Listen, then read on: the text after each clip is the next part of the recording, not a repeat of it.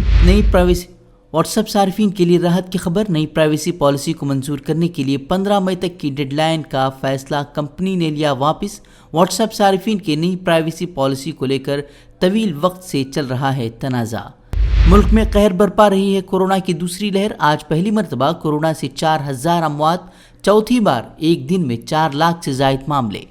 कर्नाटक में भी कोरोना से मरने वालों की तादाद में होशरुबा इजाफा, एक दिन में रिकॉर्ड 592 मरीजों की मौत।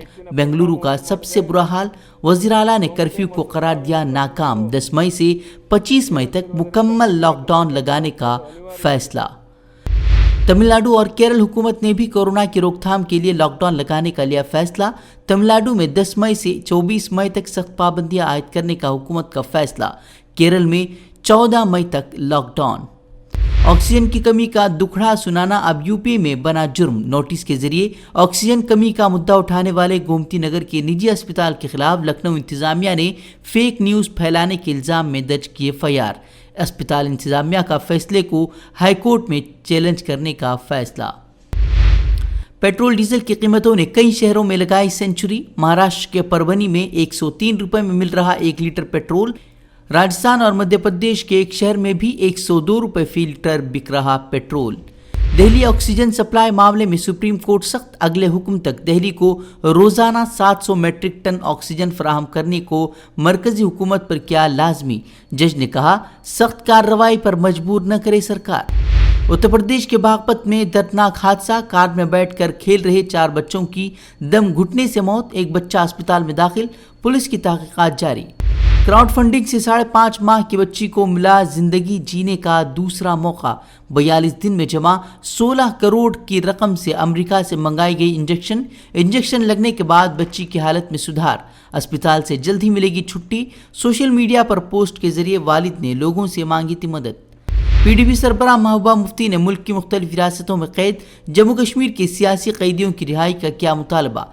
कोविड की सूरत हाल से तशवीशनाक हालात का कैदियों का सामना।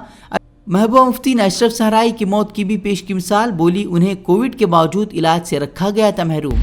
चीन से निकले कोरोना वायरस का अब चीनी दवा के जरिए होगा इलाज। आलमी इदारा सेहत ने चीनी वैक्सीन साइनोफार्म के हंगामी इस्तेमाल की दी इजाज़त। WHO की इजाज़त के बाद साइनोफार्म वैक्सीन को गरीब ममालिक को फराहम की जाने वाली वैक्सीन की फहरिस्त में भी किया जाएगा शामिल। रमज़ान मुबारक के आखिरी जुमे पर मस्जिद अक्सा में फ़लस्तीनियों को नमाज से रोकने के बाद इजरायली पुलिस और फ़लस्तीनियों में झड़प। पुलिस के साथ झड़प में 150 के करीब फ़लस्तीनी ज़ख्मी।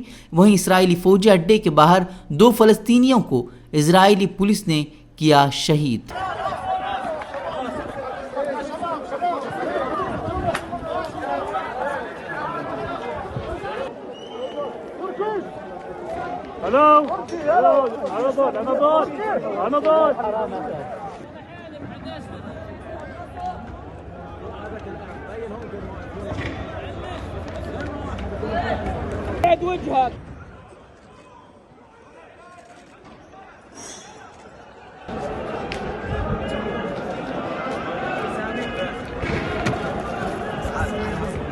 हमसे जुड़े रहने के लिए हमारे चैनल फ़िक्र खबर TV को सब्सक्राइब करें, वीडियो को लाइक और शेयर करें।